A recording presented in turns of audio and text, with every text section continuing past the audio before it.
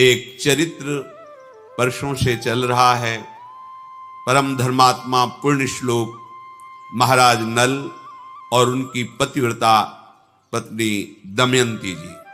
कलयुग ने विचार किया हमारे राज्य में, हमारे शासन में कोई धर्मात्मा सुख प्राप्त कर सके, ये मुझे बर्दाश्त नहीं है।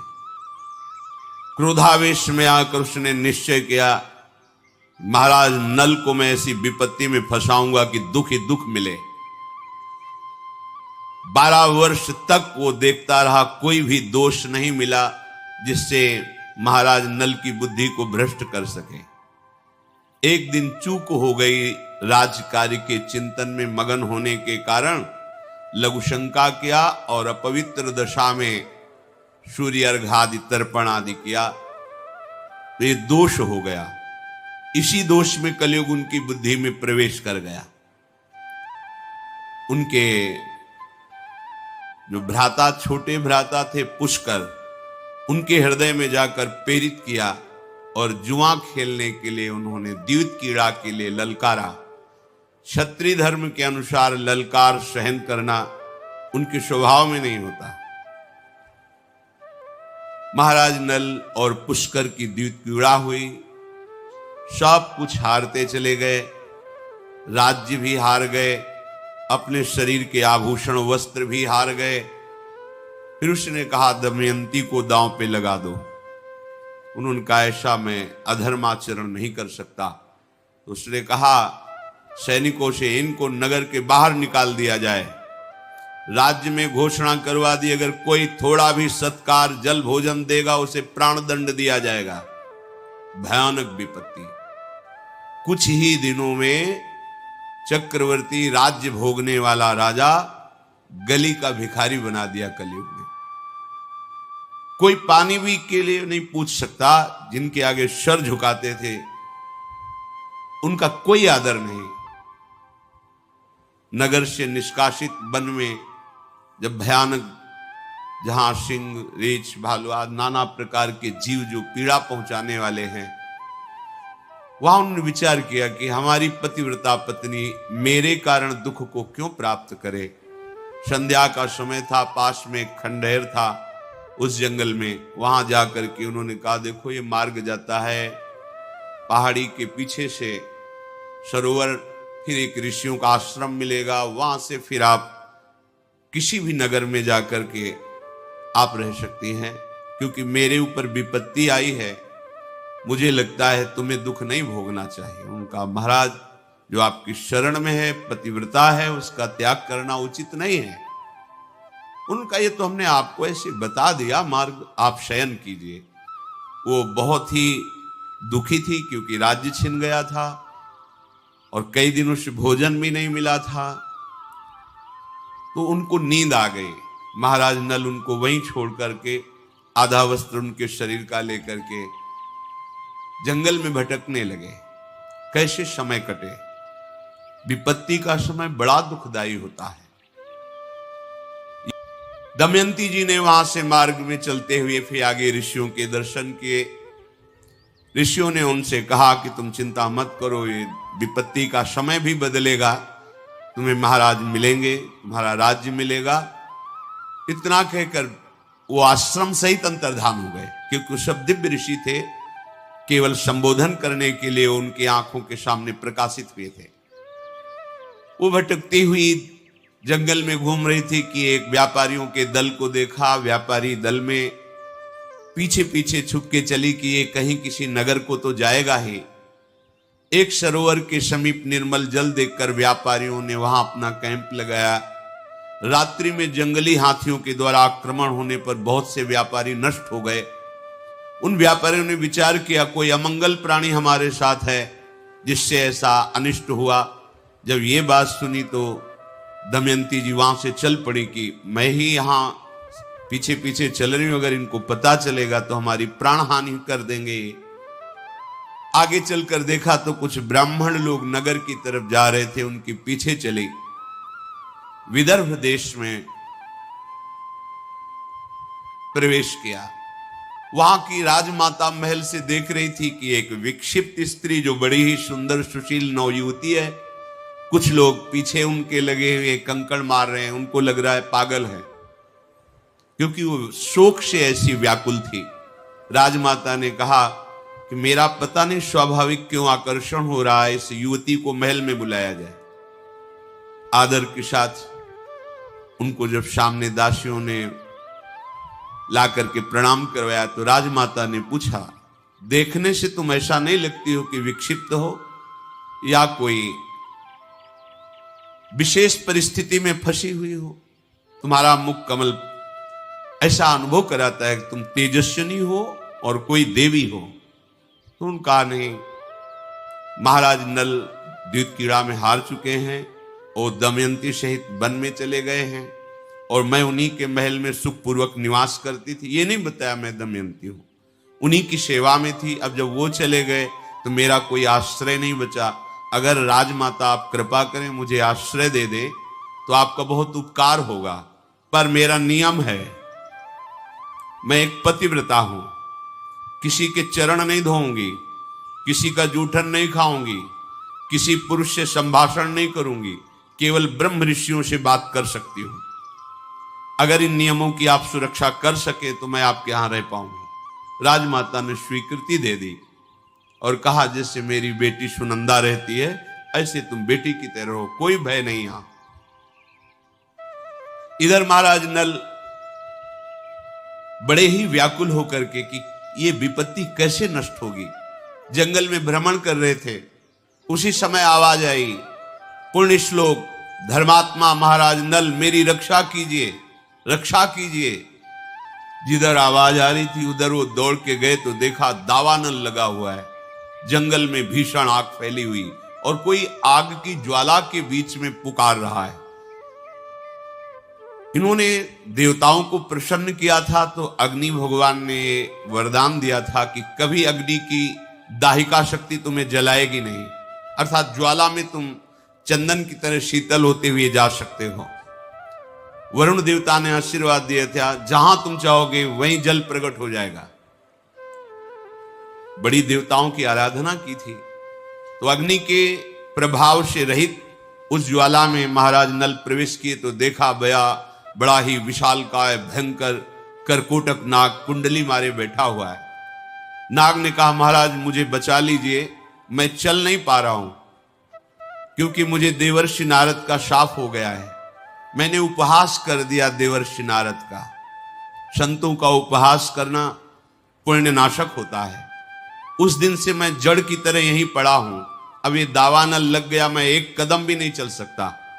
मैंने देवर्षि से प्रार्थना की थी कि मुझे क्षमा कर दो, तो उन्होंने कहा था जब महाराज नल तुम्हें दर्शन देंगे तो उसी समय तुम हमारे शाप से मुक्त हो जाओगे। तो आप मुझे उठा करके यहां से बाहर कीजिए, मैं शाप मुक्त भी हो जाऊंगा और तुम्हारा मंगल करूंगा।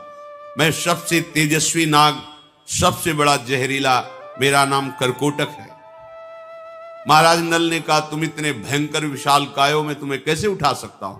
उन्होंने कहा कि आप उठाइए, मैं आपके लिए बहुत हल्का हो जाऊंगा।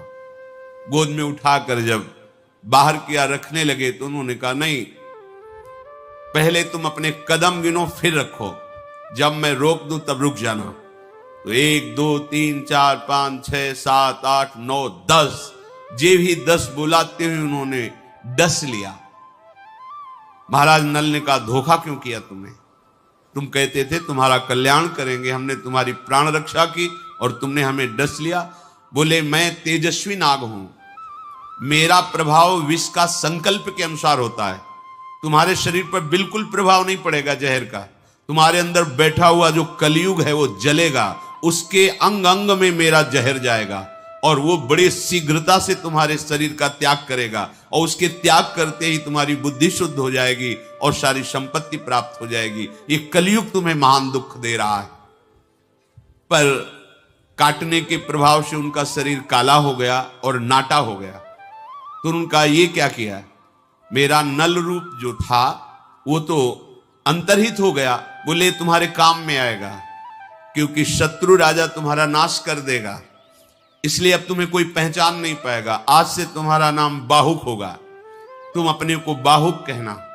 और ये पट एक वस्त्र दिया कि जब तुम चाहना कि नल रूप प्रकट हो जाए तो ये वस्त्र ओढ़कर मेरा ध्यान करना, तो तुम्हारा ये रूप हट जाएगा और तुम नल रूप में प्रकाशित हो जाओगे। और जाओ, तुम्हारा मंगल हो। आज के बाद कभी भी कोई दाढ़ वाला जंतु तुम्हें खा नहीं पाएगा, कोई भी विषैला कीड़ा काटेगा, विष नहीं चढ़ेगा, और जहां कहीं तुम्हारी कोई विपत्ति होगी तो मैं सहायता के लिए आ जाऊंगा। ऐसा उसने वरदान दिया। महाराज नल से कहा कि तुम्हारे रक्षा के योग्य अयोध्या नरेश महाराज ऋतुपर्ण धर्मात्मा पुरुष हैं, तुम वहां जाओ, उनके समीप जाने से तुम्हारा मंगल होगा। बाहुक अर्थात महाराज नल राजा ऋतुपर्ण के समीप गए और कहा, महाराज मैं समस्त कलाओं में प्रवीण हूं, विश्व में कोई अश्व विद्या का ऐसा ज्ञाता नहीं जो मेरे समान हो। तीव्रगामी रथ से यात्रा बहुत कम समय में पूर्ण कराना ये मेरे हस्त लाघव होगा, और शिल्प कला का मैं बड़ा प्रवीण हूं और राजनीति का मर्मज्ञ हूं। आपको जब कभी कोई सलाह की जरूरत होगी तो मैं सलाह भी दूंगा, आप मुझे रख लीजिए, मेरा नाम बाहुक है, अपने सारथी के पद पर रख लीजिए। उन्होंने स्वीकार कर लिया। महाराज नल जिस समय जुआ खेल रहे थे तो दमयंती ने देख लिया था कि अब इनकी बुद्धि अपवित्र हो गई है, इसलिए अपने कुमारी और कुमार इंद्रसेन और इंद्रसेनी को अपने पिता के पास भेज दिया था मायके, और अपने सारथी जो महाराज नल के सारथी थे उनका नाम वार्ष्णे था, उनसे कहा था कि तुम रथ और घोड़े और हमारी पुत्र पुत्री को पिता के पास छोड़कर वहां से चले जाना, और जहां तुम अच्छा समझना वहां रुकना जब तक हमारा समय न बदले, और जब समय बदल जाए तो तुम पुनः अपने सारथी पद पर आकर विराजमान हो जाना। तो वो संयोग से वहां ऋतुपर्ण के यहां ही सेवा में थे।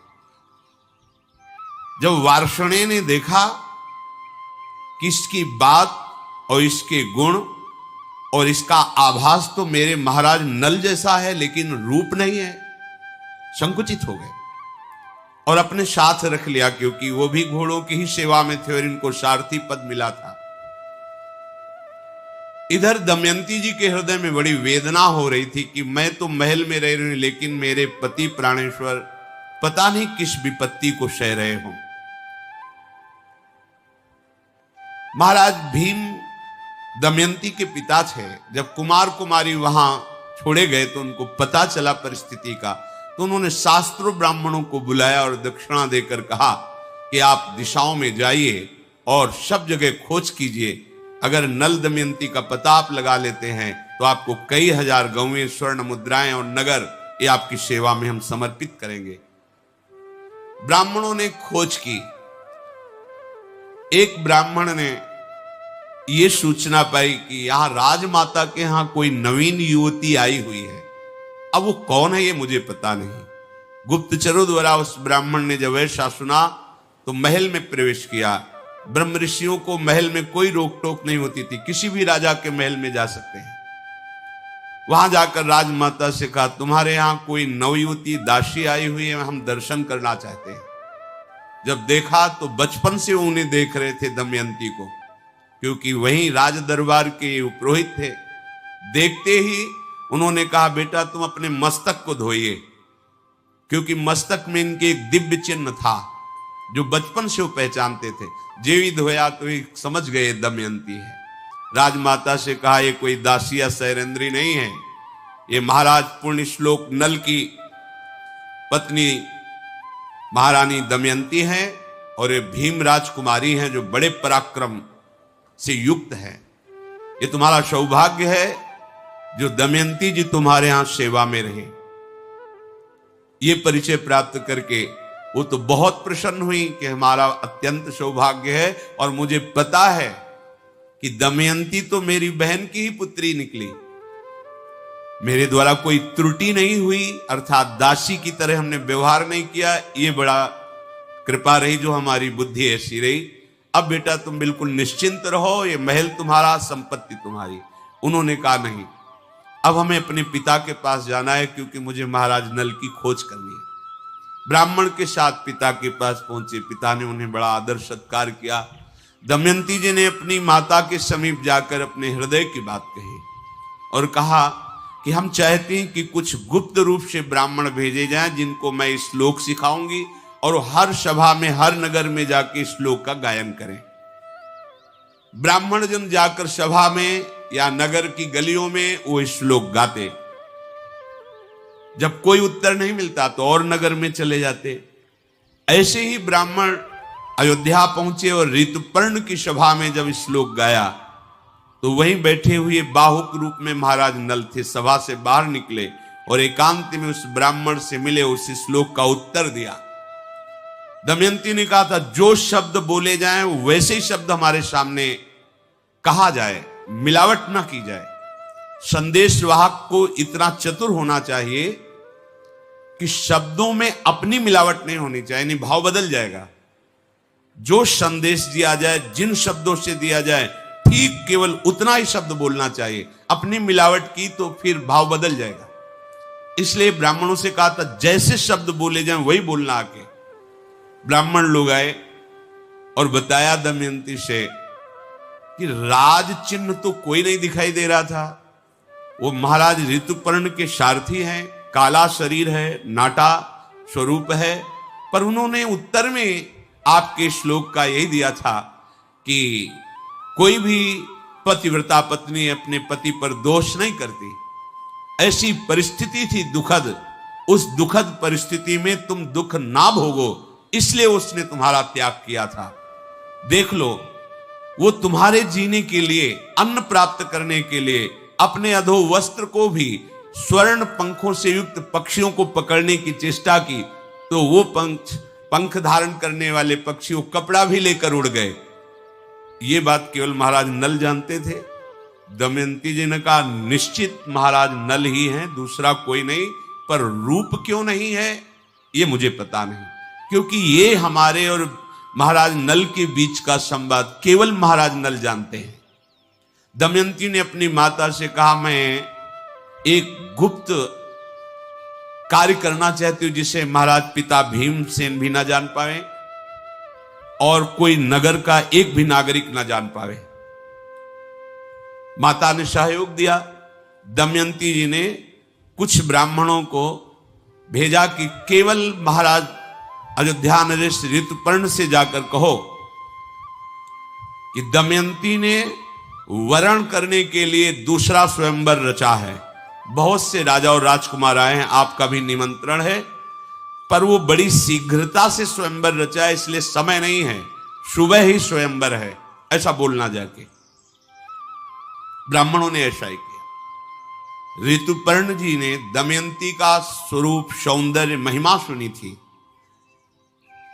उन्होंने कहा कि कोई हमें सुबह तक पहुंचा ही नहीं पाएगा। 100 योजन अयोध्या से दूर है, कैसे कुंदनपुर में हमें सुबह तक कोई पहुंचा सकता है? तो सारथी बाहुक ने कहा सुबह तो बहुत समय होता है महाराज, मैं संध्या होते होते आपको पहुंचा दूंगा। तो उनका बातें बनाने से नहीं होता, बहुत बड़ी यात्रा है, 400 कोस दूर, 100 योजन का मतलब 400 कोस दूर, और रथ से इतने कम समय में पहुंचा देना। उनका महाराज मेरी यही अश्व विद्या है, तो उनका तुम शीघ्र घोड़े छांट कर लाओ और मैं तैयारी करता हूं, स्वयंवर में मैं दमयंती के सम्मिलित होना चाहता हूं।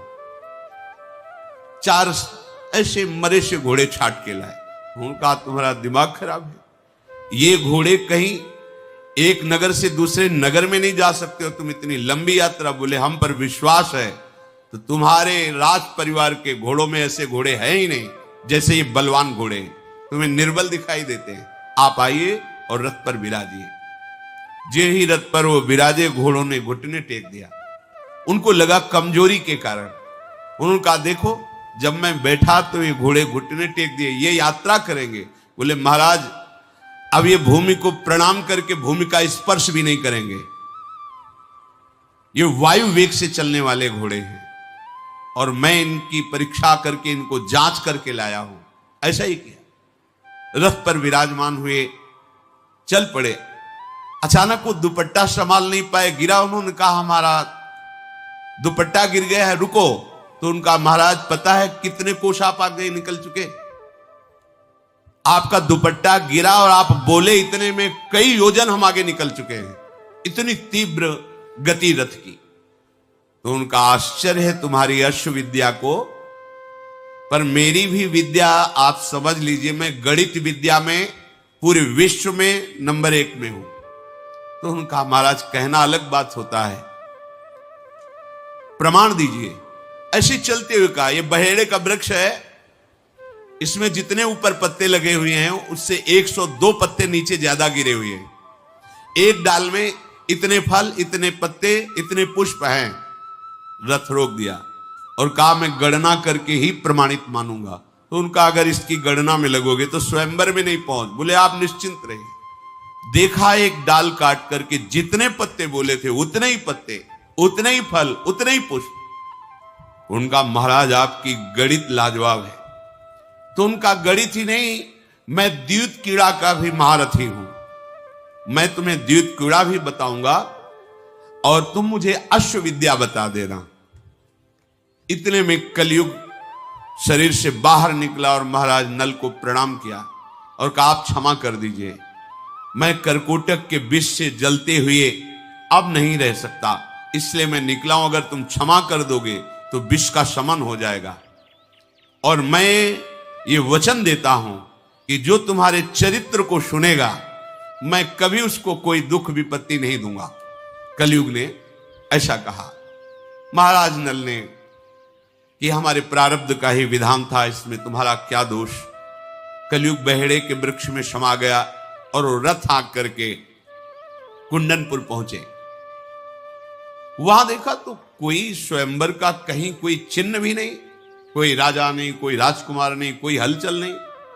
तो ऋतुपर्ण बड़े ही विद्वान राजा थे। मन में हुआ कि ऐसा क्यों ब्राह्मण लोग मिथ्या भाषण नहीं करते। तो ये हमारे यहां जाके बोले कि स्वयंवर है, यहां तो कोई रचना नहीं। जे ही महाराज भीम ने सुना कि बड़े बलवान विद्वान धर्मात्मा राजा ऋतुपर्ण पधारे हुए हैं, तो उनको वैसे ही अगवानी की, महल में लाए, स्वागत किया और कहा महाराज अचानक आपका आगमन मैं जानना चाहता हूं कि किस कारण से हुआ। अब वो ये तो बोल नहीं सकते कि स्वयंवर के कारण, तो वहां कुछ भी स्वयंवर का नहीं। उन्होंने कहा बस आपसे मिलने की इच्छा हुई इसलिए चला आया। उनको लगा ऐसा कैसे हो सकता है, इतना बड़ा राजा केवल मिलने के लिए आया हो बिना किसी कारण के। पर जब कह रहे हैं तो मान लेते हैं। महल में उनके विश्राम की व्यवस्था की। रथ को एकांत में जहां अश्वशाला थी वहां खड़ा करके घोड़ों को छोड़ा और सेवा में बाहुक जो महाराज नल हैं वो लग गए। घोड़ों की रखवाली करने वाले बाहुक को दासी के द्वारा दमयंती ने कहा कि आप इनकी चेष्टाओं पर नजर रखना। यद्यपि मेरा हृदय कह रहा है कि महाराज नल पधार चुके हैं, रथ की घड़घड़ाहट से मुझे अनुभव हो गया ऐसा रथ केवल महाराज नल चला सकते हैं। पर यहां 3 दिखाई दिए, एक महाराज ऋतुपर्ण, दूसरे वार्ष्णे और तीसरा वो जो काला और नाटा। तो महाराज नल कहां हैं? और मुझे आभास हो रहा है कि मेरे पति पधारे हुए हैं। जो सत्य पे चलता उसका हृदय कभी मिथ्या संकेत नहीं करता। जो सत्य बोलता है उसकी वाणी कभी मिथ्या नहीं होती। जो पातिव्रत धर्म से युक्त है वो अपने पति के सामीप्यता का आभास निश्चित कर लेती है। दमयंती जी ने अपनी दासी से कहा आप जाकर के इनकी चेष्टाओं पर नजर कीजिए। ये महाराज ऋतुपर्ण के सारथी के रूप में जो है, क्या मेरे महाराज नल हैं? पर महाराज नल तो बड़े तेजस्वी गौरांग बदन और ये काले रंग के। विश्वास मेरा कहता है महाराज नल है, पर प्रमाण कहता है कि नल नहीं है। मुझे प्रमाण चाहिए। दमयंती बोली दासी से, केशनी तुम मेरा एक काम करो, ये छोटी छोटी बाहों वाले जो कुरूप रथवाहक हैं इनके निकट जाओ और मैं जैसे शब्द बोल रहे हूं वही बोलना, मधुर वाणी से पूछना तुम्हारा कुशल है।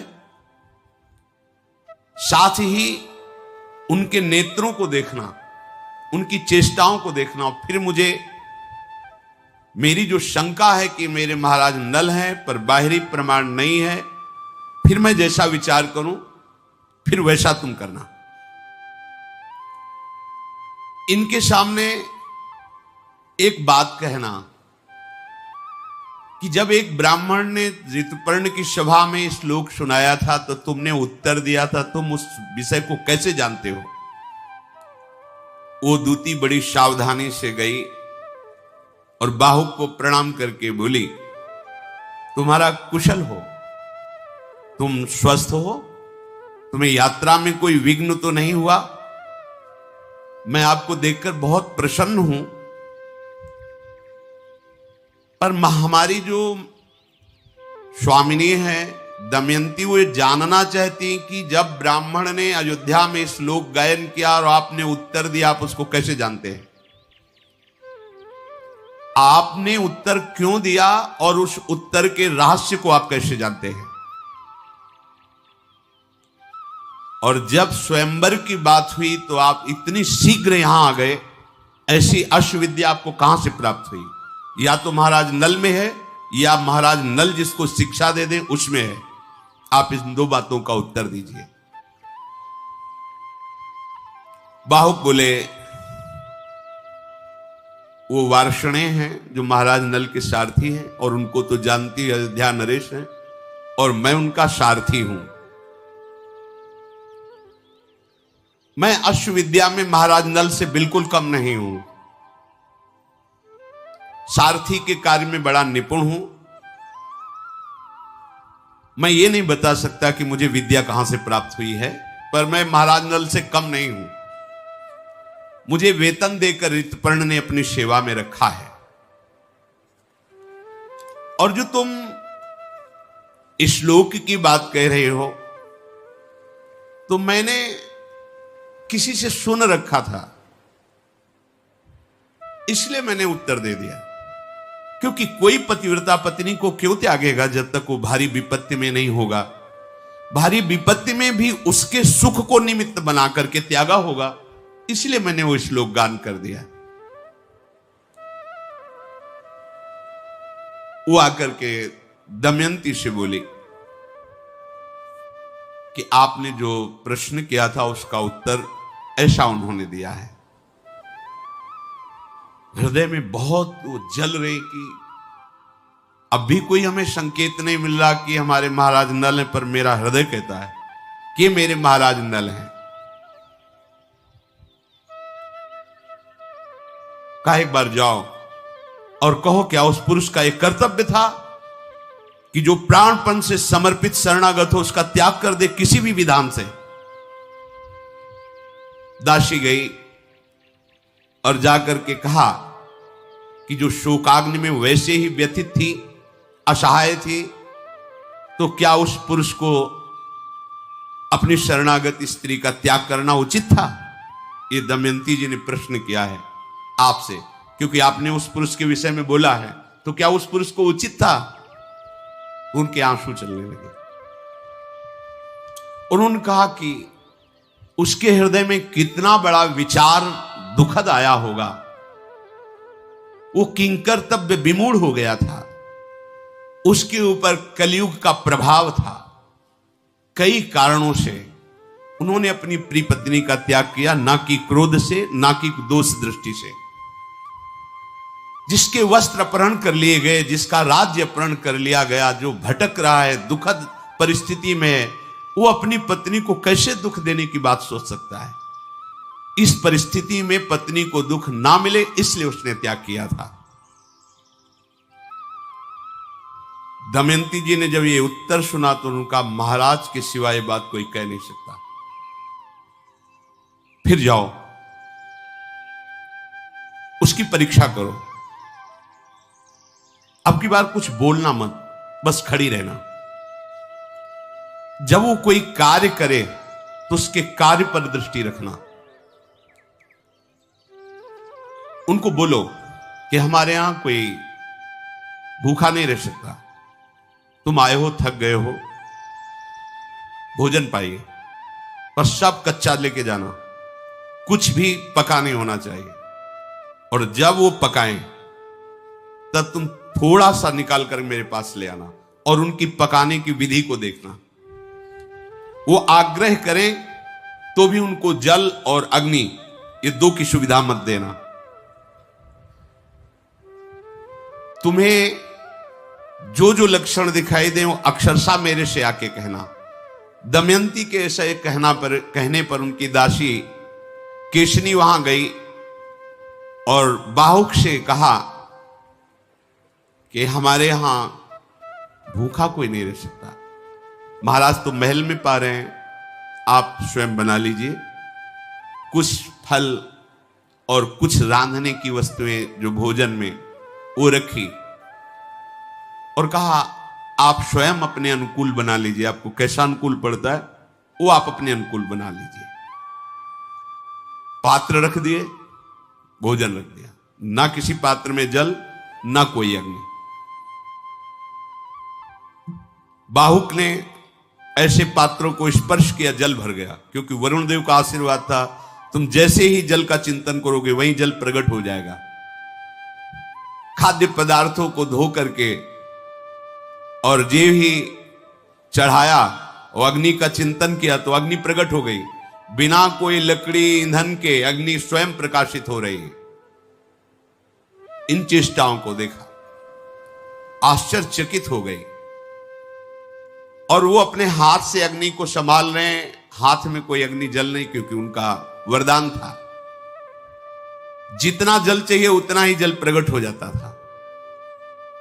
आश्चर्यजनक बात कि उनके हाथ में जो फूल स्पर्श हो जाए कभी मुरझाएगा नहीं, मसल दे तो भी फूल मसलेगा नहीं और सुगंधित और खिल जाएगा। पुण्यात्मा पुरुष थे। ये अद्भुत लक्षण देख करके वो शीघ्रता पूर्वक आई और दमयंती जी से कहा कि बाहुक की ये चेष्टाएं हमने देखी है। उनकी चेष्टाओं में दमयंती जी ने पूरे महाराज नल की शक्ति को देखा कि ये पावर तो केवल महाराज नल को प्राप्त है।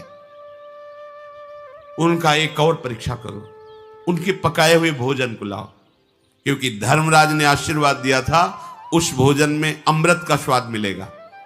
चारों देवता, देवराज इंद्र, अग्नि, वायु और धर्मराज, ये चारों बहुत प्रसन्न थे महाराज नल पर। बातचीत में लगाकर चतुर्दासी ने थोड़ा सा भोजन निकाला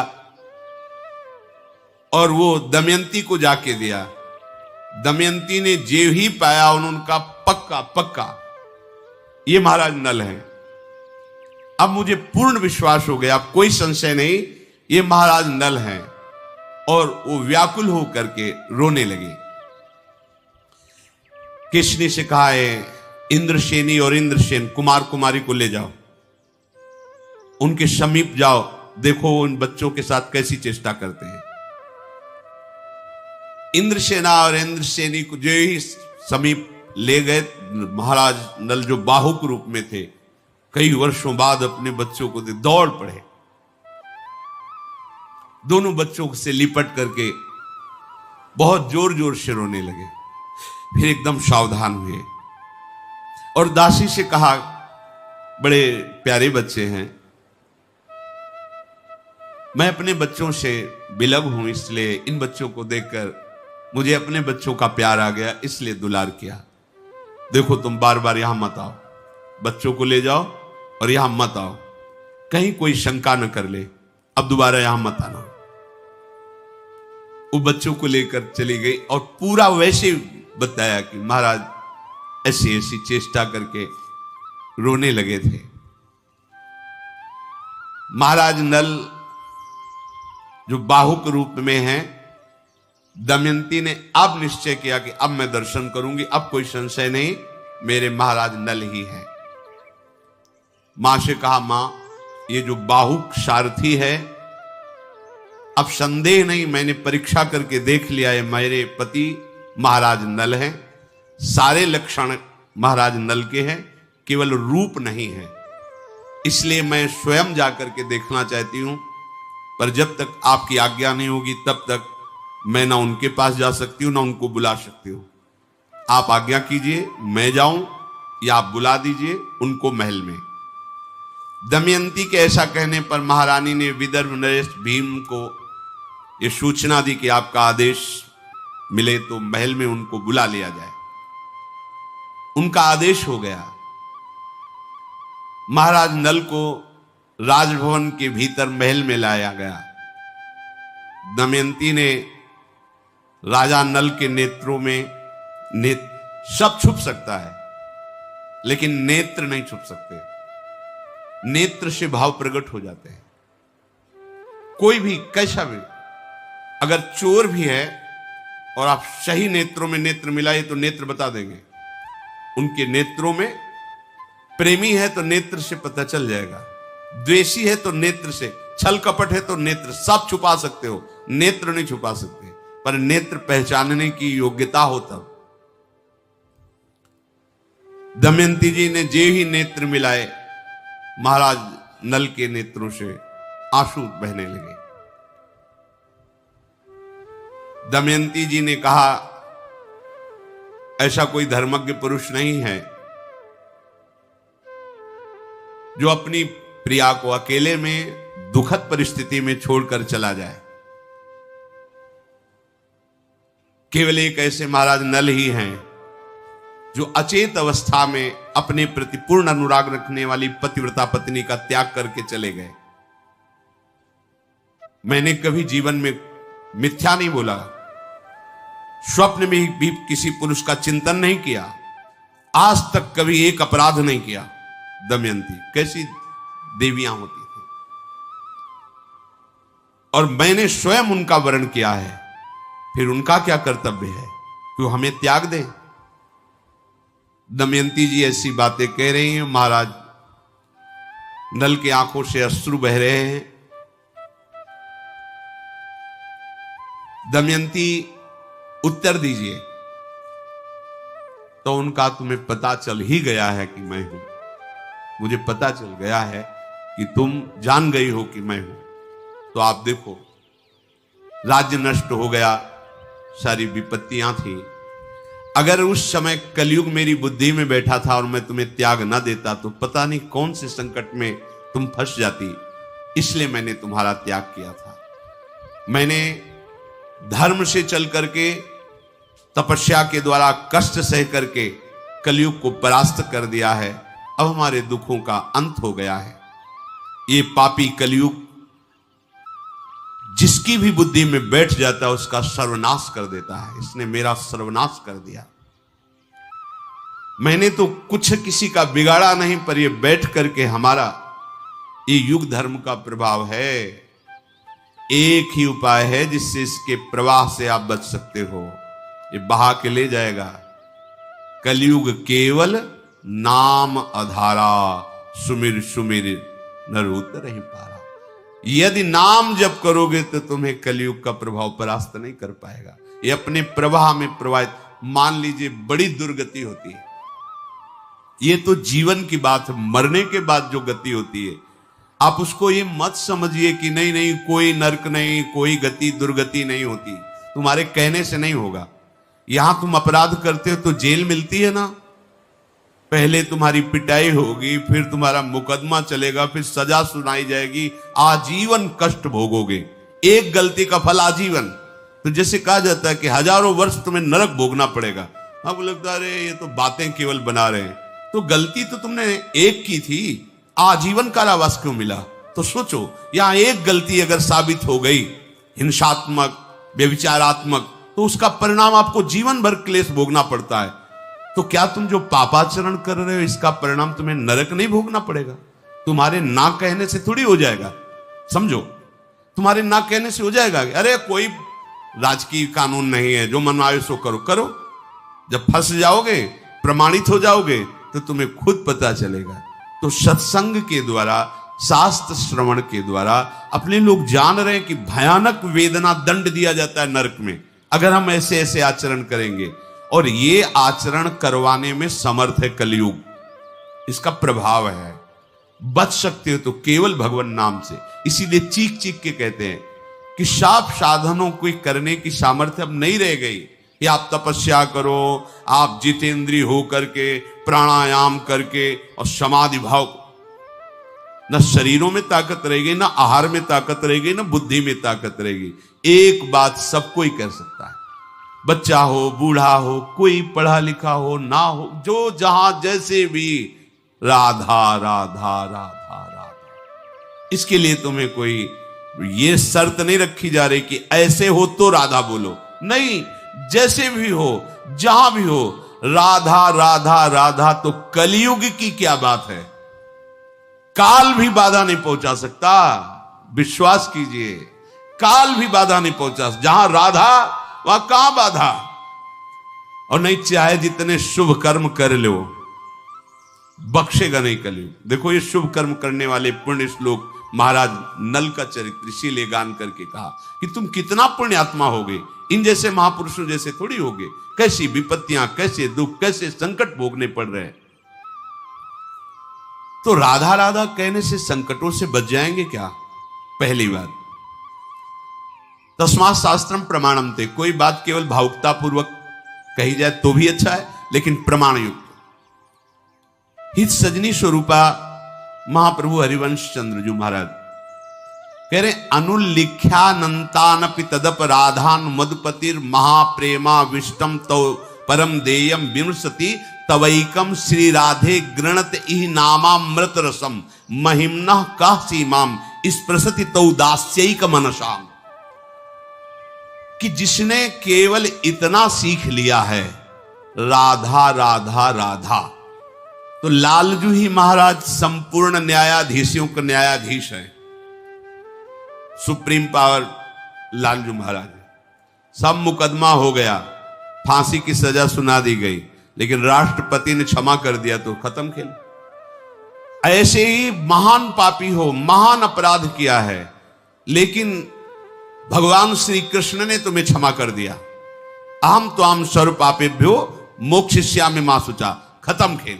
तो हित सजनी स्वरूपा हरिवंश महाप्रभु कह रहे, अनुल्लिख्यानंतानपि तदपराधान मधुपतिर। चूक की बात नहीं कह रहे, अपराध की बात कह रहे। कितने बोले? अनंत। यदि तुम राधा राधा राधा राधा ऐसा रट रहे हो, तो इस नाम के प्रताप को जानने वाले श्री कृष्ण चंद्रजू तुम्हारे पूर्व के सारे पाप नष्ट कर देंगे और आगे के लिखेंगे नहीं। अनुल्लिख्यानंतानपि तदपराधान मद। फिर महाप्रेम से युक्त होकर विचार करते हैं, किसने राधा नाम लिया है, क्या दे? तो ये माइक वस्तुएं राधा नाम के बराबर थोड़ी हो सकती है। तो आविष्ट होकर के उसको प्रेम प्रदान करते हैं, उसके पीछे पीछे डोलते हैं। बोले, लाडली ये तो आपके नाम की महिमा हुई, और कहीं किसी ने आपके चरणों का शरणागत भाव लेकर आपकी सेवा की भावना, दासत्व की भावना कर ली, तो उसको क्या देंगे? ये तो केवल नाम की महिमा, राधा नाम की महिमा। कलयुग की कोई चाल नहीं चल सकती, काल की कोई चाल नहीं चल सकती। जब आप राधा राधा राधा राधा रटेंगे ना, तो राधा नाम का एक प्रभाव है। जैसे हमारी राधा किशोरी का स्वभाव है, ने कहूं न रिस कहूं भूल हूं न होत सके, ऐसे एक प्रभाव है राधा नाम का। प्रगटित प्रेम प्रकाशम सकल जंतु शिशिरीकृत चित्तम गत कल तिमिर समूहम निर्मल अकलंक उदित जग चंद्रम।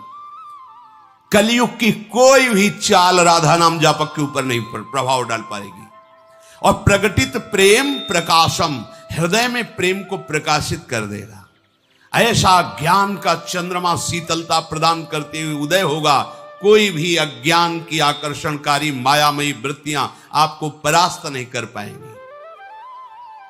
विशद चंद्र तारा तने शीतल किरण प्रकाश अमृत सींचत मम हृदय सुखमय आनंद रास। सुखमय आनंद रास सकल जन शोक हर, समुझ आए शरण ते डरत ना काल डर।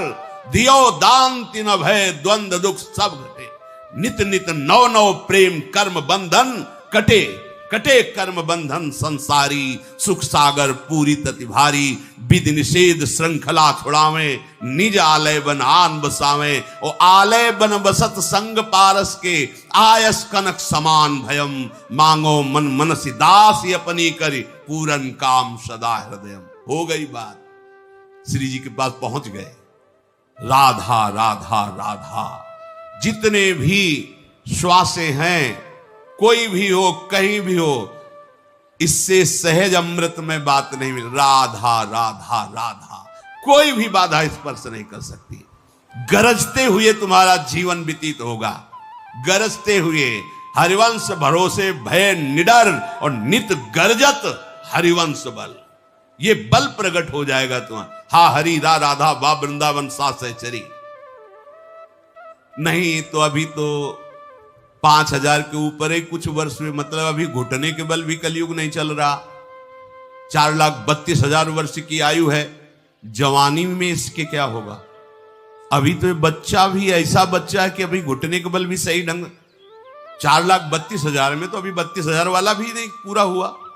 4,32,000 वर्ष की आयु है, अभी तो 5,000 कुछ वर्ष हुए होंगे कलयुग को लगे हुए। थोड़ा तो लाख में पहुंचने दीजिए, फिर देखना। भाव भ्रष्टाचारा सब संसारा, धर्म सुने नहीं काना, कलिकाल बिहाल किए मनुजा, नहीं माने को अनुजा तनुजा। आने तो दो, ये मत सोचो कि अगला जन्म होगा तो हम भजन करके सिद्ध हो जाएंगे। बिना भजनानंदी सिद्ध महापुरुषों के आश्रय के भजन होता ही नहीं।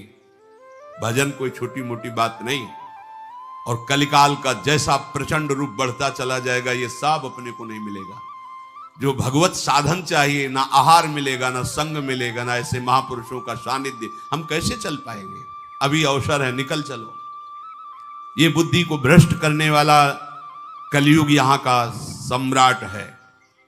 अगर बच सकते हो तो केवल भगवान नाम से, दूसरा कोई उपाय नहीं, कोई उपाय नहीं। जगह जगह वर्णन किया गया।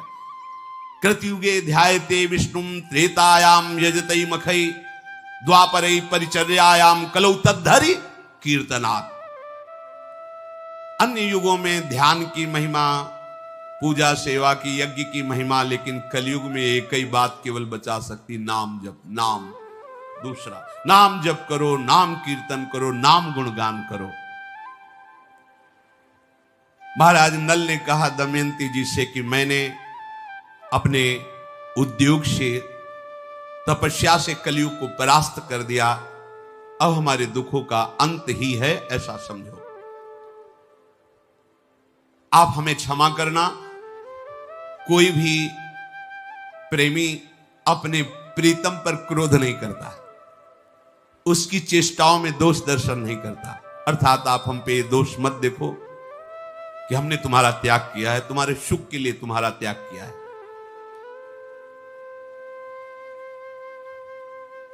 ये जो तुमने पूरे देश में फैलाया कि तुम दूसरा स्वयंवर करना चाहते हो, ये बात मुझे नहीं पची।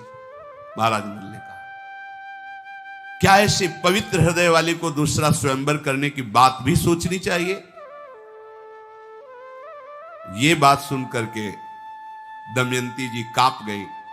और उनका तुम्हें पता होना चाहिए, ये कहीं सूचना नहीं कि मैं स्वयंवर कर रही हूं। ये केवल आपको लाने के लिए, केवल आपके महाराज ऋतुपर्ण के पास, ये ना यहां हमारे पिता को पता है, ना पूरे देश को किसी को पता है। ये केवल आपको पता है और महाराज ऋतुपर्ण को, क्योंकि ऋतुपर्ण आएंगे तो आप आएंगे, इसलिए मैंने ये बात कही थी। वस्तुतः यहाँ कोई स्वयंवर नहीं, किसी को सूचना नहीं गई है। ये योजना केवल आपके दर्शन के लिए हमने की थी कि आपको हम कैसे ढूंढ निकालें। मैं अच्छी तरह जानती हूं कि इस जगत में पातिव्रत धर्म का पालन कैसे किया जाता है। अगर आपको थोड़ा भी संशय हो तो जिन देवताओं की आपने आराधना की, वही देवता मेरे भी हैं। मैं उन देवताओं से प्रार्थना करती हूं, मैं सत्य हूं, पवित्र हूं, मन वचन कर्म से कभी किसी पुरुष का भी चिंतन नहीं किया, तो प्रकट होकर साक्षी दे कि मैं पवित्र हूं। जे ही ऐसा कहा तो त्रिलोकी में विशेष शक्तिशाली 3 देवता, वायु देवता, सूर्य देवता चंद्र देवता प्रकाशित हुए और उन्होंने कहा कि एक एक शब्द परम पवित्र है दमयंती का, कहीं इनके मन में, वचन में, कर्म में, तीनों में अन्य भाव नहीं। उत्तम के बस असमन माही, सपन हुआन पुरुष। कैसी मर्यादा, कैसे सतित्व, कैसा पातिव्रत धर्म। इसीलिए सारी सिद्धियां प्राप्त हो जाती हैं। जो एक यति को गति होती वही एक सती की होती है। एक महात्मा कश्यप नाम के थे, वो तपस्या कर रहे थे। तो एक वृक्ष के नीचे बैठे ध्यानस्थ थे, तो एक बगुली ऊपर से बीट कर दिया, तो उनके माथे पे गिरा। वो बड़ी गुस्सा आई, ऐसे देखा वो बगुली भस्म हो गई, गिरी और जल गई। वो लगा पावर आ गया हमें, उठे और चल पड़े। ये पावर नहीं संतों का, नहीं, कोई भूल ना करे। पावर ये है कि हमको सभा के बीच में मारा, अपमानित किया, और हम हृदय से प्रभु से प्रार्थना करके उसको परम पद पहुंचाएं। ये हमारा सामा, ये हमारा तपस्या है, ये हमारा बल है, यही हमारा विषय है। हमारा विषय ये नहीं कि कोई हमारे प्रतिकूल हो जाए तो उसका मंगल हो जाए, नहीं। अगर कोई हमें गाली देता है, हमारा अपमान करता है, हमारी निंदा करता है, तो हमारी साधुता इसी बात की है कि उसका मंगल हो, उसका कभी अमंगल ना हो। ये नहीं कि उसको भस्म कर दिया, उसको दंड दे दिया, या अपने तपोबल से विघ्न डालकर उसके जीवन को मिटिया मेट कर दिया। ये राक्षसी भाव संतों में नहीं होता, कभी नहीं। देखो ठाकुर हरिदास जी को मार कोड़े खून से लथपथ हैं, 22 बाजारों में कोड़े मार मार करके जान से मारने की चेष्टा कर रहे हैं। बोले हरि बोल करता है। मुस्कुरा कर देखा, बोले अब तुम्हारा कल्याण हो जाएगा। तुमने 2 बार हरि बोला ना, अब देखो अभी तक उनको अपनी चिंता नहीं, चिंता है कि इन जल्लादों का कल्याण के। हरि बोल बोला। ईसा मसीह जी को क्रूस पे टांगा गया, अश्रुधारा चली। निज जनों ने पूछा, प्रभु क्या आपको बहुत पीड़ा हो रही? तो उनका हाँ, हृदय में। इस शरीर के लिए नहीं, मैं इनके लिए ईश्वर से प्रार्थना कर रहा हूं कि जिन्होंने मुझे क्रूस पर टांगा है, इनको क्षमा करना, इनकी बुद्धि शुद्ध करना, इनको सदैव सुख प्रदान करना। प्रभु ये आपके बच्चे अज्ञानी हैं, इनको कभी दंड ना देना। यह है महात्मा का स्वरूप, ये है महात्मा के स्वरूप। थोड़ी की बगुली ने हग दिया, उसे भस्म कर दिया। मानते हैं तपस्या में बल है, पर तपस्या अबोध प्राणियों की हिंसा करने के लिए है क्या? अब वो अहंकार से उठे और एक घर में भिक्षा के लिए गए, आवाज लगाई भिक्षाम दे। तो घर से एक बहू निकली, उसने कहा महाराज कुछ क्षण रुकिए, अभी अभी आपकी व्यवस्था करते हैं भिक्षा की। और दूसरे दरवाजे से उनके पतिदेव पधारे, तत्काल वो भूल गए। पतिदेव का आगमन होते ही उनकी परिचर्या में रह गए। जब उनको जल पिला लिया, तब कहा आपके घर के द्वार पर भिक्षावृत्ति के लिए कोई भिक्षुक महात्मा खड़े हैं, आपकी आज्ञा हो तो उनको भिक्षा दे आए। उनका अवश्य अवश्य, अगर आप पहले बता देती तो आप पहले ही चली जाती। उनका नहीं, हमारा पहला कर्तव्य है आपकी सेवा करना। वो आपके भवन में आए, इसलिए आपसे आदेश की आवश्यकता है। नजदीक गए तो बहुत गुस्सा हुए वो, क्योंकि बगुली को जला चुके थे ना। उन्होंने इतना विलंब कैसे हुआ? तो उनका महाराज मैं एक पतिव्रता हूं, मेरे लिए मेरे पति से बढ़कर कोई नहीं है। अगर आपको भिक्षा देने आई तो उनके भवन में आप आए, इसलिए मेरा आपके प्रति आदर भाव पति के भवन में आने के कारण, और मेरे पति पधारे तो मैं उनके स्वागत में उनको बैठाया, जल पिलाया, फिर आदेश लेकर। तो मुझे जानती नहीं हो? तो जानती हूं, वो पेड़ की बगुली मत समझ लेना। उस देवी ने कहा वो पेड़ की बगुली मत समझ लेना कि तुम गुस्सा से देखोगे भस्म हो जाओ। अभी तुम बच्चे हो, अभी तुम्हें पता ही नहीं तपस्या किसे कहते, धर्म किसे कहते। एक अबोध प्राणी को भस्म करके तुम अपने को सिद्ध समझ। होश उड़ गए उनके, क्योंकि वहां कोई था नहीं। अब तो घबरा गए, हाथ जोड़ा और कहा देवी तुम तो एक घर की बहू हो, श्रृंगार की हुई, ना कोई तपस्या, ना तुम कैसे जानती हो? बोले मुझे तीनों कालों का ज्ञान है, केवल अपने पति की आराधना करने पर। मैं अपने पति को भगवान मानती हूं, मन वचन कर्म से उनकी सेवा में रहती हूं, कभी मिथ्या छल कपट नहीं करती, इसलिए मुझे पूरा तीनों काल का ज्ञान है। क्या हुआ है, क्या हो रहा है, क्या होगा, तीनों का ज्ञान है। अभी तुम अबोध हो, तुम्हें ज्ञान की आवश्यकता है। कहां जाऊं? बोले जाओ, एक व्याध है, उन व्याध के पास जाओ, वो तुम्हें बताएंगे कि ज्ञान किसे कहते हैं।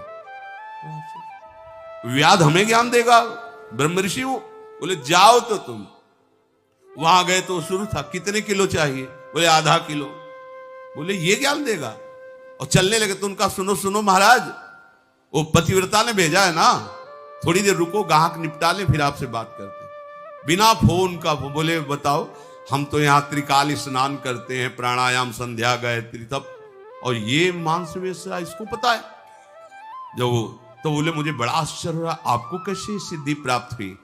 बोले मैं अपने माता पिता को भगवान मानता हूं, आठों पहर उनकी सेवा करता हूं, व्याध कुल में जन्मा हूं, इसलिए कुल का कर्म करता हूं, कोई हिंसा नहीं करता हूं, कोई झूठ छल कपट नहीं करता हूं। घर ले गए तो सिंहासन में बूढ़े माता पिता थे, साष्टांग प्रणाम किया और दिखाया कि मैं आठों पैर जैसे भगवान की सेवा की जाती है, अपने माता पिता की सेवा करता हूं, इनको मैं अपना भगवान मानता हूं, इसलिए मुझे तीनों काल का ज्ञान प्राप्त हो गया। जैसे पुंडरीक जी अपने माता पिता को भगवान मान, तो विट्ठल भगवान उनके दर्शन देने के लिए आए थे। अगर हम अपने धर्म से युक्त हैं तो धर्म का बड़ा प्रताप होता है। दमयंती जी ने कहा मेरी पवित्रता को प्रमाणित करने के लिए तीनों देवता प्रकाशित हो गए, सूर्य, चंद्र, वायु, महाबली वायु, और कहा मैं प्रमाण देता हूं, साक्षी हूं। क्योंकि सूर्य चंद्र क्यों प्रकट हुए?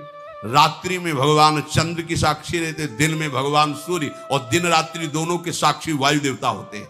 वायु के बिना जी नहीं सकता कोई, इसलिए प्रधान तीन देवता प्रकट हुए और कहा आज तक मन वचन कर्म से दमयंती जी ने कभी किसी और का चिंतन ही नहीं किया। अंतरिक्ष लोक में वायु देवता, चंद्र देवता और सूर्य देवता ने कहा कि दमयंती पूर्ण निष्पाप है, जीवन में कभी पापाचरण नहीं। कैसे महाभागवत जन है। तुम्हारी प्राप्ति के लिए दमयंती आज भी देखो, जो वस्त्र तुमने काटा था आधा ले गए थे वही ओढ़े हुए हैं। जल से केवल पवित्र हो जाती थी, कभी उपटन लगा के स्नान नहीं किया, कभी श्रृंगार नहीं किया, कभी आभूषण धारण नहीं किए। दमयंती परम पवित्र है, आप बिना किसी प्रश्न के इनको स्वीकार करें। दमयंती जी को महाराज नल ने हृदय से लगाया और कहा कि अब तुम बाहु के हृदय से नहीं लगी हो। देखो, करकोटक नाग का स्मरण करके जे ही वस्त्र रखा उन्होंने दिया था, तो वो नल रूप से प्रकाशित हो गए। नल रूप जे ही प्रकाशित होया, दमयंती जी ने बहुत प्रसन्न होकर के अपने पिता माता से कहा आज हमारे मनोरथ सफल हो गए हैं। जैसे चंद्रोदय होने पर शीतलता छा जाती है, ऐसे पूरे नगर में उत्सव मनाया गया। दमयंती के माता पिता ने बड़ी सेवा की दोनों की, इसलिए फिर उन्होंने अनुमति मांगी कि अब मुझे अपने राज्य जाना है। राजा नल ने विनीत भाव से ससुर को प्रणाम करके कहा कि आपकी बड़ी कृपा रही, अब आप मुझे आशीष दीजिए, मैं अपने राज्य को जा रहा हूं। जो विपत्ति में सहयोग करे वही रिश्तेदार, वही मित्र, पर प्राय ऐसा कम होता है। विपत्ति में लोग मुख फेर लेते हैं। कोई बिरला ही जो धर्मात्मा पुरुष भगवत भाव वाला हो वही सहयोग करता है। नहीं, विपत्ति में फंसे हुए को चाहे जितना सगा संबंधी हो, हमने देखा है, भ्रमण के समय देखा है, जीवन में देखा है, प्रभु के सिवा कोई साथ देने वाला नहीं दिखाई देता।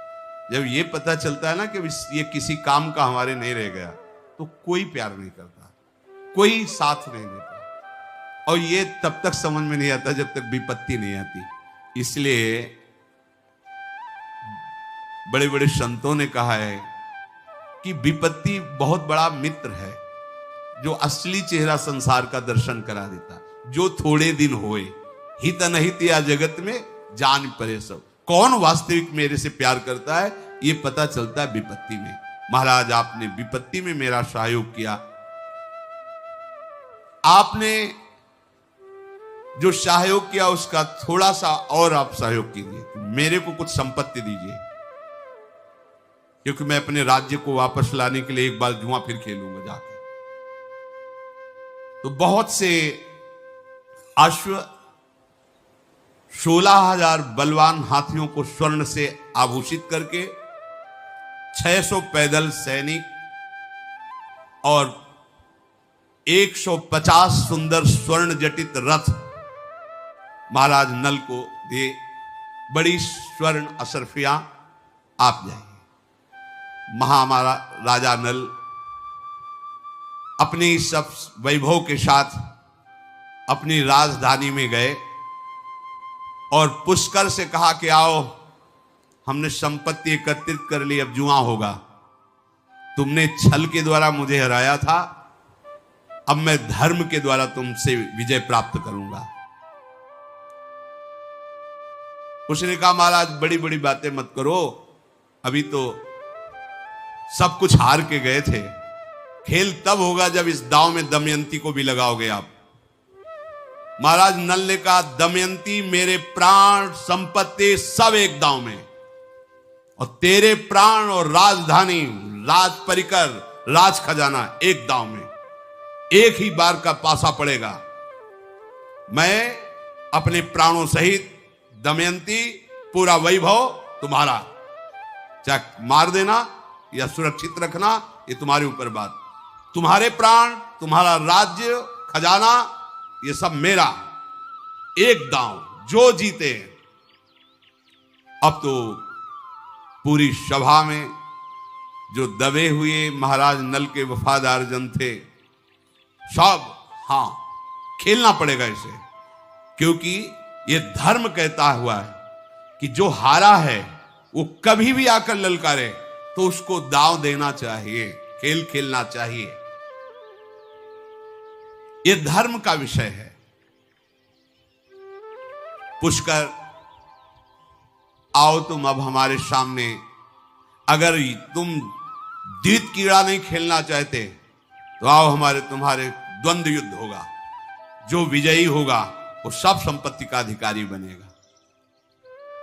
उसने कहा महाराज तो तैयार कर लो दमयंती को हमारी दासी बनाने के लिए, क्योंकि वो देख चुका था कि सब कुछ जीत चुके हैं। महाराज नल ने कहा गलत शब्द का उच्चारण नहीं, असंबद्ध प्रलाप बिल्कुल नहीं, पहले आप दांव खेलिए, जुआ प्रारंभ कीजिए। व्यर्थ का समय नष्ट करने पर हो सकता हम तुम्हें दंड दे दें। अगर हार गए तो एक शब्द नहीं बोलूंगा, हमारे प्राण ले लेना, दमयंती ले लेना, पूरा वैभव ले लेना।